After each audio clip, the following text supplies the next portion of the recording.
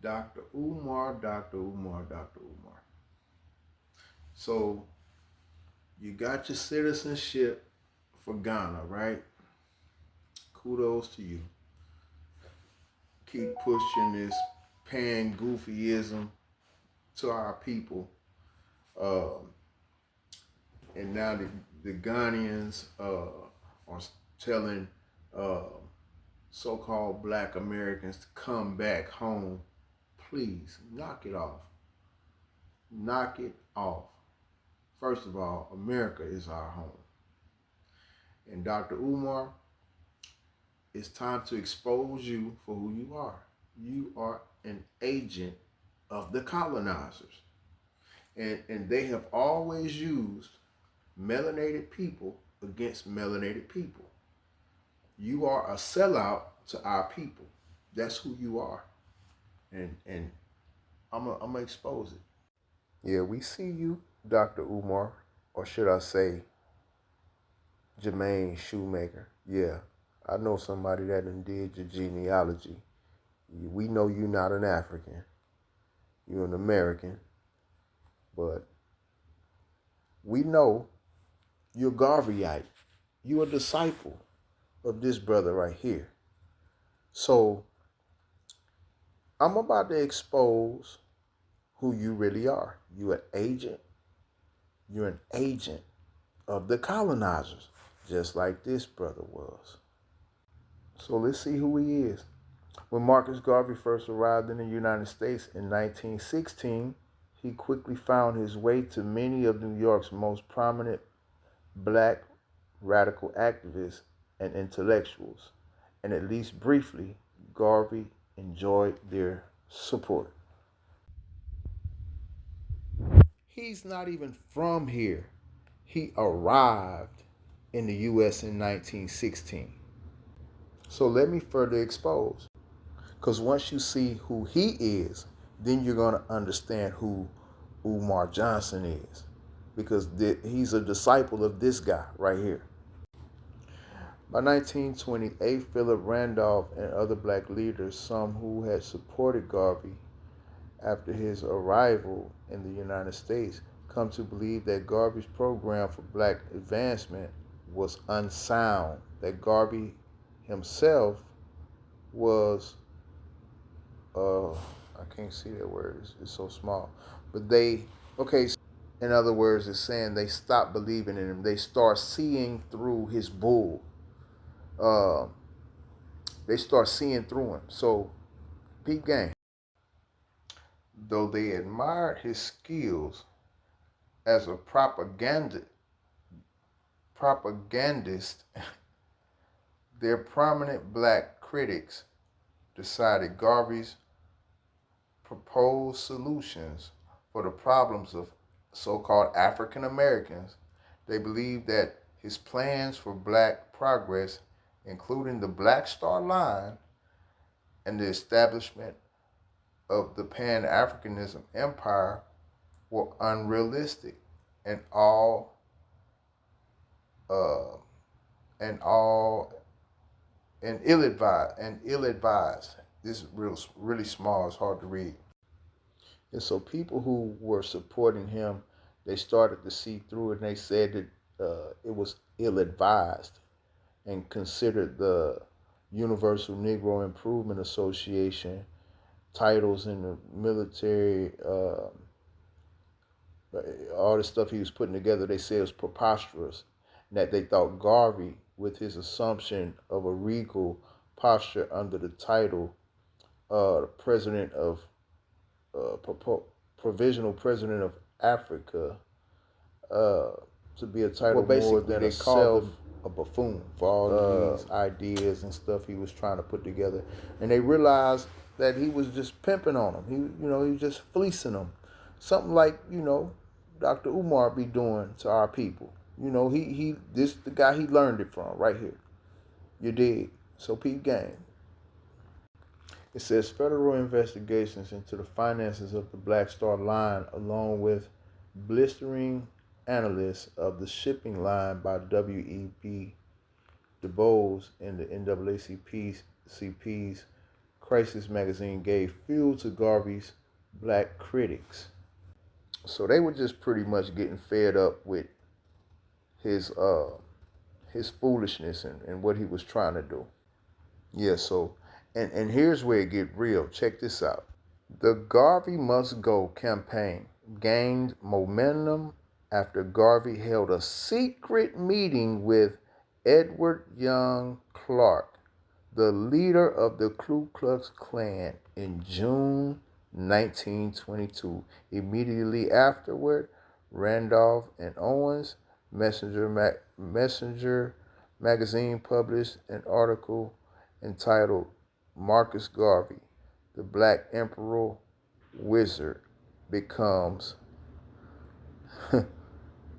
messenger boy for the white Ku Klux Klan. So do you see right here? It's just showing that they had the same motives to get the Negro off his land so they could possess it. He was in cahoots with white supremacy and those who hate us. Peep that. So there's an agenda, Umar. We see you, Umar. You're a disciple of this man right here, Marcus Garvey. Now, to understand a little further, check this out. Now, let's understand Marcus Garvey first. He's not from America, not North America anyway. He's from Jamaica. And he was born in the late 1887. And he went to school. He studied at, it wasn't school, but he studied at the University of London, and worked as a messenger and handyman for the African Times and Orient Review, a journal that emphasized Pan-Africanism. Yes, a journal that emphasized Pan-Africanism. So your boy Umar is a Garveyite. And to understand what Umar is doing, we have to understand who Garvey is. Now it says he went and studied at the University of London and worked as a messenger and a handyman for the African Times. All right. Now let's check out who the African Times is, what this is. Oh, who do we have here? Duse Muhammad Ali, born 1866 to 1945, was a Sudanese Egyptian, according to journalist and political activist, who was a leader in the African nationalist movement. He was a mentor to Marcus Garvey and the founder of Black internationalism.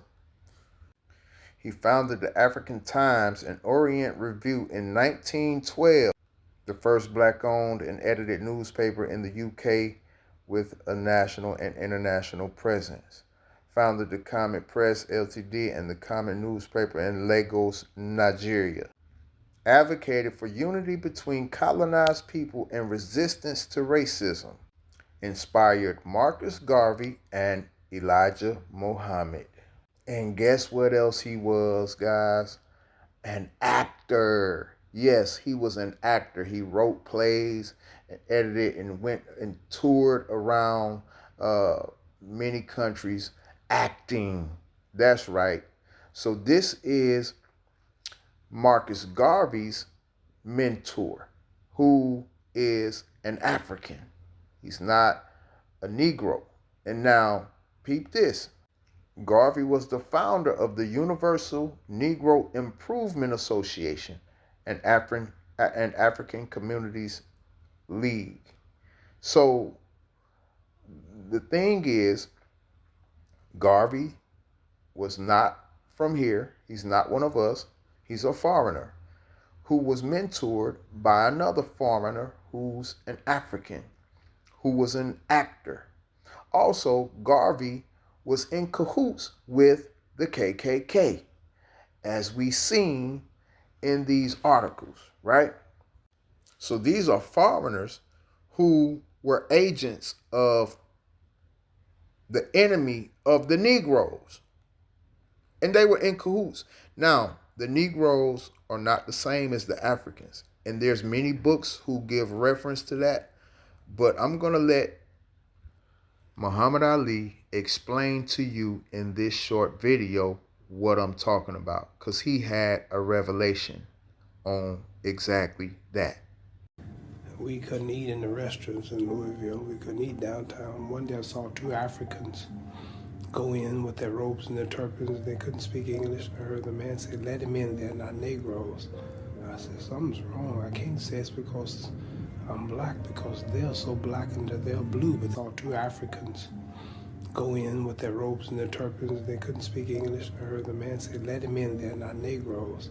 I saw two Africans go in with their robes and their turbans. They couldn't speak English. I heard the man say, "Let him in, they're not Negroes." The man said, "Let him in, they're not Negroes." The man said, "Let him in, they're not Negroes." So Dr. Umar, Prince of the Pan Goofies, we know who you are, man. We know who you are. You're an agent for the colonizer, man. You could talk all of that talk about, want to try to down those of us who claim our indigenous American Indian heritage, and you want to call us pretendians, this and that. But we know the truth.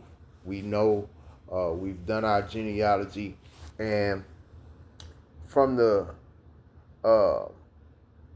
just really real talk, Marcus Garvey come over here trying to get Negroes off their land to go over into Africa. But a lot of us knew better, because I grew up on, because he came over here and it said in 1916. So in the early 20s, my grandfather was born in the early 20s, 1920s.